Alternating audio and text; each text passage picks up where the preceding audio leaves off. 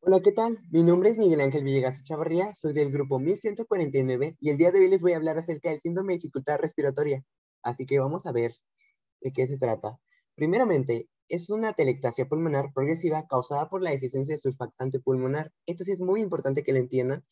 Primeramente, por atelectasia hago referencia a que va a haber un colapso pulmonar. ¿Por qué? Pues bueno, porque no va a haber una cantidad suficiente de surfactante pulmonar y este va a ser de manera progresiva. También es conocida como enfermedad de la membrana hialina. Un poco más acerca del surfactante pulmonar, eh, nosotros tenemos que este va a ser producido dentro de las células alveolares o neumocitos tipo 2 alrededor de la semana 20 o 26 del desarrollo gestacional. Nosotros vamos a tener una cantidad adecuada en la semana 34 del desarrollo. Entonces, esto tiene mucha relevancia clínica y me gustaría que lo recordaran para más adelante. Su principal función es disminuir, bueno, su muy importante función y que sin esto de verdad no podríamos vivir, es que disminuye la tensión superficial de los alvéolos y evita la atelectasia. Entonces, una deficiencia de este surfactante nos va a llevar a un colapso. Y sus principales componentes, bueno, hablando un poco más de este surfactante, va a ser en un 80% fosfolípidos. El más importante, dipalmitoilfosfatidilcolina. No se les puede olvidar por nada del mundo. Tenemos un 12% proteínas y un 8% de lípidos neutrales. El surfactante pulmonar es aquí como una nota mental que se va a producir bajo condiciones de estrés. ¿Por qué? Porque va a estimular la producción de corticoides, principalmente corticosteroides. Entonces, esto lo voy a tomar más adelante, solo recuérdenlos. Ahí les puse también una fotomicrografía de campo claro, teñida con HI, donde observamos fluoros alveolares tipo 2. Y bueno, ahora sí, vamos a hablar un poco sobre la fisiopatología de esta enfermedad. Un déficit de surfactante pulmonar nos va a llevar a un aumento en la tensión superficial. Este aumento de tensión, pues obviamente nos va a llevar a una atelectasia, porque no es algo a lo que está acostumbrado nuestro aparato respiratorio. Entonces va a haber un colapso que obviamente va a producir una disminución en la distensibilidad pulmonar.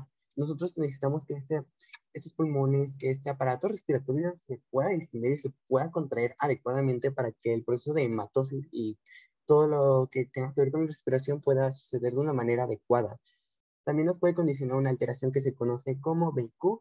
Esta es, bueno, a pequeños rasgos, un mecanismo importante que va a aparecer cuando haya insuficiencia respiratoria, hipoxemia e hipercapnia, básicamente. Este va a producir un desbalance en perfusión y la ventilación. Por perfusión hago referencia al paso de sangre por los capilares y por ventilación al proceso de hematosis propiamente. Entonces, analizando un poco más los signos y síntomas que les puse aquí, tenemos a la hipoxemia primeramente. Vamos a analizarlos. ¿Qué es hipoxemia para empezar? Bueno, una disminución de oxígeno en la sangre. ¿Por qué? ¿Por qué va a haber hipoxemia? Porque obviamente va a haber una vasoconstricción pulmonar, una disminución en esta distensibilidad y esto va a producir una dificultad respiratoria, obviamente, no va a respirar adecuadamente, por lo tanto, no se va a oxigenar correctamente la sangre y va a producir esta hipoxemia, que a su vez nos va a conducir a una hipercapnia. ¿Por qué? Porque la hipercapnia se refiere a un aumento en el dióxido de carbono en el torrente sanguíneo. ¿Por qué va a haber un aumento? Porque no se va a estar llevando correctamente este proceso de hematosis. Entonces, si no se lleva a cabo de una manera correcta, se va a acumular este CO2 y se va a seguir acumulando en el torrente sanguíneo y nos va a conducir a una hipercapnia, que también, asimismo, nos va a llevar a un proceso de acidosis. ¿Acidosis de qué tipo? Una acidosis respiratoria. ¿Por qué? Porque tenemos el pH disminuido por debajo de 7.35 y la presión parcial de CO2 aumentada. Entonces, tiene sentido y estamos hablando ya de un problema pulmonar. Entonces, todo esto nos va a condicionar, ya les puse ahí una vasoconstricción pulmonar que pues, nos puede llevar a una enfermedad que se conoce como shunt, de la cual no entraré más en detalle porque tenemos poco tiempo. Hablando un poco más de los factores de riesgo, tenemos que, o sea, bueno, el más importante es que cuando la edad gestacional sea inferior a la semana 34 del desarrollo, va a haber problemas y va a ser un gran riesgo, porque les mencioné anteriormente que más o menos por esta semana ya tiene que haber como completamente preparado ya este surfactante para el neonato. En caso de que sea un bebé prematuro, nazca antes de lo que deben hacer y no se pueda desarrollar correctamente este surfactante, pues bueno, nos va a aumentar este riesgo a que pueda aparecer este síndrome de dificultad respiratoria. También que sea hijo de madre diabética, es muy importante que lo recuerden.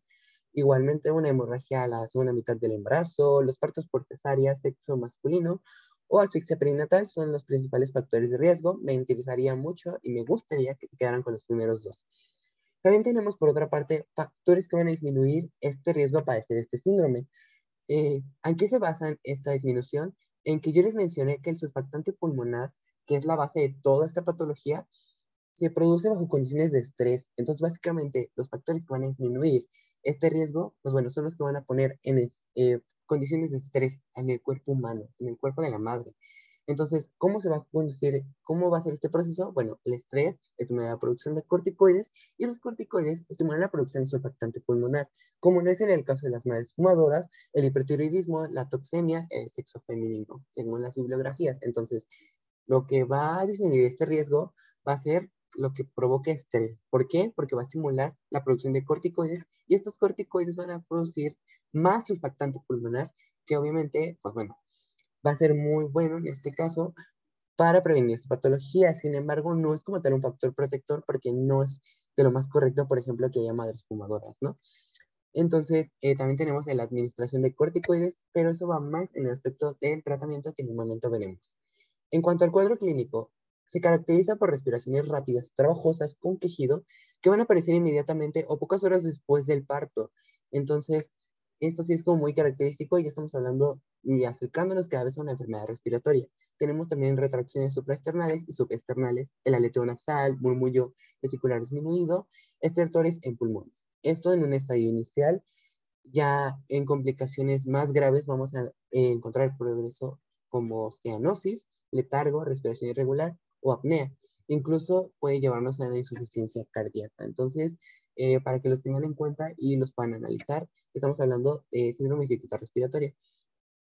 En cuanto a su incidencia, esta va a ser mayor, tanto, bueno, va a ser más grande esta incidencia cuanto menor sea la edad gestacional. Mejor dicho, en un 60% más probable cuando es un parto inferior a las 28 semanas del desarrollo, un 10 o un 20% cuando es inferior a las 34 semanas y un 5% cuando es mayor a la semana 36 del desarrollo. Entonces, pues bueno, tiene bastante sentido por lo que ya les platiqué hace un momento sobre el surfactante pulmonar. Su diagnóstico va a ser a base de una evaluación clínica de gases en sangre arterial, como les mencioné, hipoxemia e hipercapnia, la sangre, el líquido cefalorraquídeo, cultivos de aspirado traqueal, pero principalmente, y creo que la más evidente, es la radiografía de tórax. Aunque no nos pueden preguntar como tal, ponernos a identificar una radiografía porque aún no llevamos imagenología, sí es muy característico de esta patología que demuestra una atelectasia difusa descrita como aspecto de vidrio esmerilado. Si les ponen una pregunta en donde dicen que se muestra una radiografía con aspecto de vidrio esmerilado, posiblemente estemos hablando de síndrome de dificultad respiratoria. Muy probablemente es muy característico, no se puede confundir hasta el momento con cosas que sabemos con otra patología. Igual con broncogramas aéreos visibles y una baja expansión pulmonar. Pasando al tratamiento, el tratamiento se indica, pues básicamente, surfactante intratraqueal, ¿no? Porque le falta surfactante, pues le ponemos surfactante pulmonar para reducir sus síntomas. Va a ser también oxígeno suplementario según sea necesario. E igualmente, ventilación mecánica también según lo sea necesario, porque no todas las presentaciones clínicas son iguales. Entonces, esto va a exigir intubación endotraqueal. También se puede ser necesario para lograr ventilación y oxigenaciones adecuadas. Las opciones para este reemplazo de agente tensoactivo o surfactante pulmonar van a incluir alberactán, alpractán alfa, calfactán y lucinactán. Solo para que lo tengan en cuenta en caso de que lo necesiten. Y pasamos a la conclusión. El síndrome de dificultad respiratoria es el segundo más frecuente en neonatos prematuros o pretérmino, por detrás de la traqueopnea transitoria del recién nacido. Para eso es importante mantener informada a la población, acudir puntualmente a las revisiones durante el embarazo, para que en caso de sospecha se pueda proveer a los tratamientos necesarios. Usualmente entre la semana 24 y las 34, pues bueno, se va a administrar dosis a base de betametasona o dexametasona a las 48 horas antes del parto para prevenir el síndrome de dificultad respiratoria o reducir sus síntomas. Finalmente, tengo mis referencias bibliográficas usadas para esta presentación. Sería todo de mi parte y espero te haya quedado más claro. De cualquier forma, pueden mandarme un mensaje si tienen alguna duda. Y nos vemos hasta la próxima. Adiós.